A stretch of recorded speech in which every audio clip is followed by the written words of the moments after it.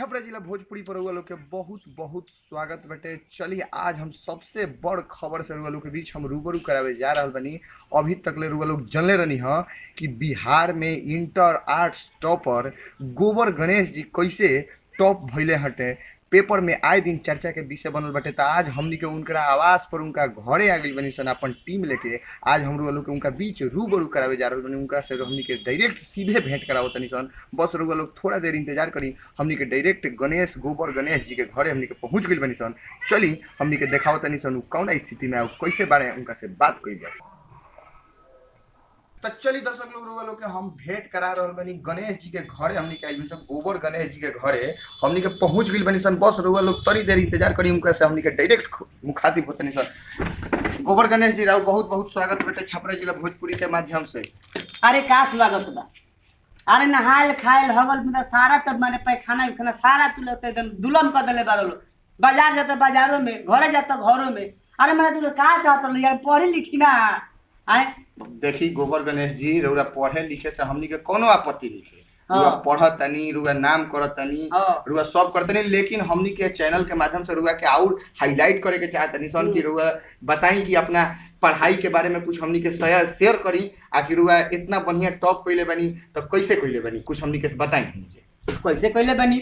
24 घंटा में 23 घंटा पढ़ले बनी, ऊपर चढ़ल बनी, पूरा 23 घंटा ले लड़ल बनी और फिर भी रुआ कहतनी कैसे टॉप कइले बनी। अच्छा ये बताई कि पढ़ल तो हमनी के समझत तनी सन, चढ़ल कैसे बनी या लड़ल कैसे बनी? अरे दिनों रात मेहनत कैले बनी भाई। 20-22 घंटा चढ़ल बनी, पढ़ल बनी, लड़ल बनी, दिमाग लगैले बनी, सारा काम छोड़ छाड़ के हम होई में लागल बनी। तो ई रुआ बुझात नहीं थे। गणेश जी ये बताई रुआ गोबर गणेश जी कि 5 गो विषय रहल सटे। 5 गो विषय में रुआ इतना कैसे मेहनत कैले रहनी है कि 5 विषय में इतना बढ़िया रुआ अंक आइल बाटे? बताई तो। ए महाराज 5 गो विषय बा। तो कय गो? 5 गो विषय बा।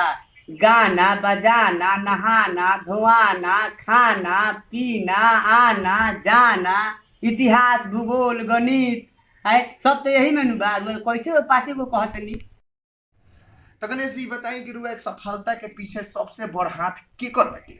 सफलता के पीछे बड़ हाथ केकर बा? अरे हमारे जीजा जी के हाथ बा। जीजा जी? हाँ जी जीजा जी। कैसे कैसे का उहे के लेके आवत रहनी हो, हमारा के लेके जात रहनी हो, वही जा सेंटर पर छोड़त रहनी हो, पढ़त वही सब होत रहल हो। तो ऐसे उहे के हाथ भइल। तब अच्छा ये बताई तो अपना गुरु के, अपना बाबूजी के, अपना माई के कोनो श्रेय ना? मास्टर लोग के तो लोग के खेत पटावला से फुर्सत बा। आए रोपनी ह त सुहनी ह त हय त ऊ लोग का माने पढ़ाई लो। एमे तो मेन जीजा जी के हमारा हाथ बा भाई। अच्छा हां एकर मतलब कि जीजा जी रउ ना रहती तो रउआ शायद पास ना ना ना ना ना नाम पास करती। जीजा जी के में बहुत माने कि जी तोड़ मेहनत बा।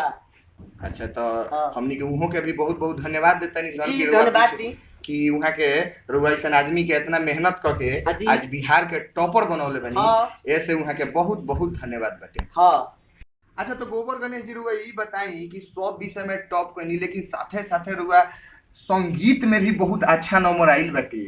तो ये बताई कि संगीत रुआ कितना बढ़िया सीखले बनी कि इतना बढ़िया रुआ जवाब देनी, इतना बढ़िया सवाल के हल कइनी कि रुआ इतना बढ़िया नंबर आ गइल बा संगीत में। कितना बढ़िया रुआ कहतनी। आज खेसारी पवन सिंह निरहु सिरहु कोई हमरा सामने बा का? हाँ हाँ जी तब तो राउर कोनो जोड़े नहीं खे। एकदम जोर नहीं थे। अच्छा तो ये बताई कि निरहु और पवन सिंह खेसारी से रुआ ऊपर गइले? एकदम उनकरा ऊपर गइले। माने जौना पटरी से उ लोग आवेला लोग ओकरा ऊपर से गइले? वो पटरी के ऊपर से हमार पटरी चलेला। अच्छा हाँ जी। अच्छा ये बताई कि रुआ कौन गाना गौनी तो इतना बढ़िया नंबर मिल गए? अरे कौन गाना क्या गइनी? बढ़िया गाना गइनी। तो तनी उ गाना तनी गा के हमनी के सुनाई तो। कहाँ बितवल ना गिरतिया, कहाँ बितवल ना। क्या बात है कि चर चर कैल हके कर खटिया रतिया, कहाँ बितवल ना। वाह इतना बढ़िया आवाज के आप मालिक है। इतना समय हमनी के देनी एकरा खातिर लेनी तब न देनी। अच्छा तो एकर का कहे के चाहतनी? बहुत बहुत हमनी के का कहे के चाहतनी देवता हमरा के मुंह धोए दी। हमरा तनी फिर पढ़े लिखे के जाए के बा, समय पर ध्यान दी। और ये देखत तनी कई बज गइल। अच्छा तनी हम जब जाई मुंह धोई तो कबे से चटले बनी महाराज। चलिए बहुत बहुत धन्यवाद रुआ के, हमनी के समय इतना अपन कीमती समय देनी, काहे कि रुआ आज के समय के बहुत बढ़िया नामी गिरामी आदमी बन चुकल बनी।